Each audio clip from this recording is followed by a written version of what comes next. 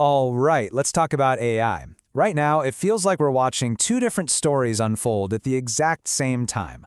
On one side, you have this incredible, almost unbelievable technological progress.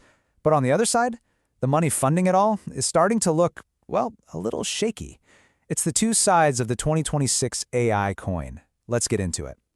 So, where do we start? How about the Super Bowl? AI wasn't just a buzzword this year, it was basically the creative director. We saw these ad campaigns that were a mix of pure genius and, well, this. And AI came up with this whole concept for height-enhancing insoles. Yeah, that's a giant shoe with a crown on it sitting on a football field. Weird? Absolutely. Memorable? You bet. And that crazy ad? It's the perfect lead-in to our first big topic, how AI is just completely turning the creative world on its head. This isn't just about making funny pictures. It's a fundamental change in how quickly an idea can become a reality. Okay, let's really unpack this. You've got brands like Artlist saying they bought their Super Bowl spot just a week before the game and used AI to create the whole thing for a tiny fraction of the usual cost. Now think about that for a second. A process that used to take months and millions of dollars now happens in days. This isn't just a small improvement, it's a total game changer, and it's making a lot of traditional ad agencies pretty nervous about their future. But what's the engine that's actually powering this creative explosion? Well, it's the raw horsepower of the latest AI models. And you can't talk about that without looking at what Google's been up to with its latest release, Gemini. It's a huge leap forward. And this slide just shows you the difference in plain sight. It's night and day. On the left, you've got an older version of Gemini trying to animate a pelican on a bike. It's fine. It's a bit clunky, kind of robotic. But then you look at the right. Gemini 3.1's version is so fluid, so detailed, you can almost feel the movement. The progress here is just undeniable. And listen, this isn't just about making cuter animations. This chart here shows a really important benchmark. It basically tests how good an AI is at learning new skills on its own, a key step towards what people call artificial general intelligence. And just look at Gemini 3.1 Pro's score, 77.1%. That isn't just a little better, it's a massive jump. It puts it in a totally different league than its rivals on the specific, really tough test. We're talking about a seriously powerful learning machine. And this is where you see that real-world power kick in.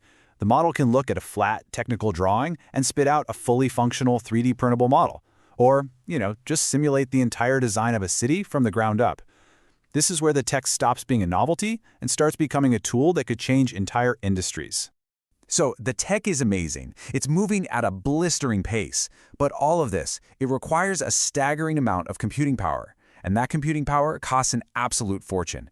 So that leads to the big looming question. Where is all the money coming from? And that question about money, it takes us straight into the financial side of the AI boom, which, let's be honest, is starting to look less like a sure bet and more like one of the biggest high-wire acts in history. The numbers are just astronomical, and the certainty, well, that's fading fast.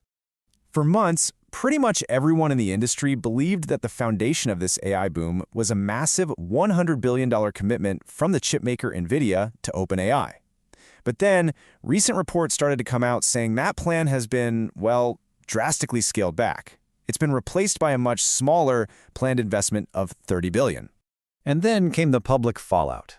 Nvidia's own CEO, Jensen Huang, came out and flatly denied that a firm $100 billion deal was ever even on the table. He said it was just an invitation to invest. And that last part, "we will invest one step at a time," sent a huge shockwave of uncertainty through the market. But here's the crazy part. Even with all that public uncertainty, guess what number OpenAI is still trying to raise? Yep, $100 billion. They say they need that cash to build the massive computer systems to power their next-generation models. So what happens when your main backer seems to be getting cold feet? You start scrambling. And that's exactly what we're seeing. OpenAI is now on a global fundraising tour, trying to piece together this colossal sum from different investors. They're talking to SoftBank, to Amazon, and to major sovereign wealth funds over in the Middle East. It's a fundraising marathon born out of pure necessity. And all of this drama is making other big partners pretty nervous. You see statements like this one from Oracle, who is a huge infrastructure partner for OpenAI. And honestly, it reads more like damage control than a real vote of confidence. Whenever a company has to publicly say everything is fine, it's usually a sign that things are maybe not so fine. Okay, so we've got this wild technological explosion on one side and a super shaky, high-stakes financial scramble on the other. But why does any of this corporate drama actually matter to you and me? Well, because it's already starting to change our world in some very direct ways.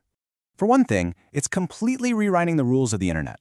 For years, being found online was all about search engine optimization, SEO, getting your website to rank high on Google. Well, that's changing. The new game is search everywhere optimization. It's about making sure your stuff can be found by the AIs people are starting to use on YouTube, in chatbots, and everywhere else they go for answers. And then there's the part that hits your wallet, directly. This massive AI arms race creates a bottomless hunger for computer hardware. These AI companies are basically on a shopping spree, buying up the entire global supply of graphics cards and specialized computer memory. What does that mean? It means manufacturers are shifting away from making stuff for us, the regular consumers. And the result? The price of your next computer, your next phone, even your next video game console, it's all going up. Which brings us to the ultimate question, the big one. We've seen the incredible innovation, we've seen the precarious finances, so what does it all add up to? Boom or bubble? Look, the technology is real. There's no debating that. It's already changing things. But the money that's propping it all up feels incredibly fragile. The outcome of this high-stakes game is going to define not just the tech world, but our daily lives for the next decade. So the real question is, are we watching the next great technological boom, or are we staring at a trillion-dollar bubble that's just waiting to pop?